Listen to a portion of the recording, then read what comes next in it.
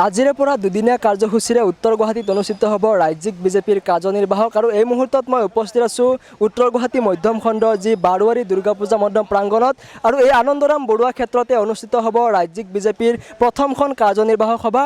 সামগ্ৰিক পৰিৱেশটো প্ৰাগ নিউজৰ দৰ্শকসকলক দেখুৱাব ভিডিঅ'জনী অনুপ দাসে।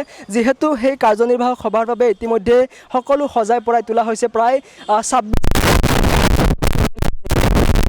যিহেতু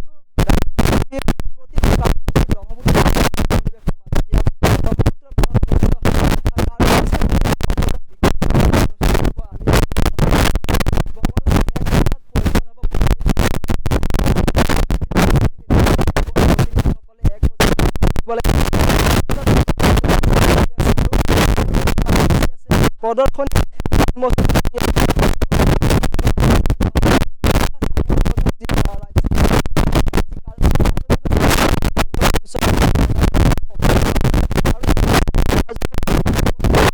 বিজেপিৰ কৰিবলগীয়া মুখ্যমন্ত্ৰী ডক্টৰ হিমন্ত বিশ্ব সৰ্বানন্দ ৰাষ্ট্ৰীয় শইকীয়া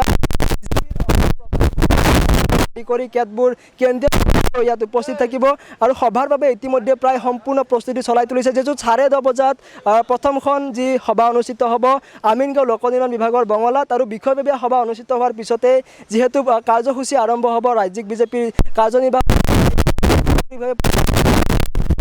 দেখুৱাইছোঁ। যিহেতু মধ্যম খণ্ডস্থিত যি বাৰোৱাৰী দুৰ্গা পূজা মণ্ডপ প্ৰাংগণ তথা আনন্দৰাম বৰুৱা ক্ষেত্ৰত সম্পূৰ্ণৰূপে সজাই পৰাই তোলা হৈছে। 26,000 বৰ্গফুটৰ বিশাল পেণ্ডেল ইয়াত নিৰ্মাণ কৰা হৈছে। যিহেতু ৰাজ্যিক বিজেপিৰ 6 শতাধিক বিষয়ববীয়া এই কাৰ্যনিৰ্বাহক সভাত অংশগ্ৰহণ কৰিব, তাৰ বাবে সম্পূৰ্ণ প্ৰস্তুতি চলাই তুলিছে আৰু 10:30 বজাত যিহেতু প্ৰথমখন বিষয়ববীয়া সভা অনুষ্ঠিত হ'ব আমিনগাঁও লোক নিৰ্মাণ বিভাগৰ বঙলাত আৰু এইখন উল্লেখ এখন কাৰ্যনিৰ্বাহক সভা, কিয়নো সভাপতিৰ দায়িত্ব গ্ৰহণ কৰাৰ পিছত সভাপতি ভৱেশ কলিতাৰ নেতৃত্বত অনুষ্ঠিত হ'বলগীয়া এইখন হৈছে প্ৰথমখন কাৰ্যনিৰ্বাহক সভা আৰু এনেদৰে এতিয়া ৰাজ্যিক বিজেপিৰ যি প্ৰথমখন কাৰ্যনিৰ্বাহক সভাৰ বাবে প্ৰস্তুতি সম্পূৰ্ণ হৈছে আৰু ইতিমধ্যে প্ৰায় কাৰ্যসূচী অনুষ্ঠিত কৰাৰ বাবে তেওঁলোকে আগবাঢ়িছে আৰু 10:30 বজাত যিহেতু আমিনগাঁও লোক নিৰ্মাণ বিভাগৰ বঙলাত প্ৰথমখন বিষয়ববীয়া সভা অনুষ্ঠিত হ'ব।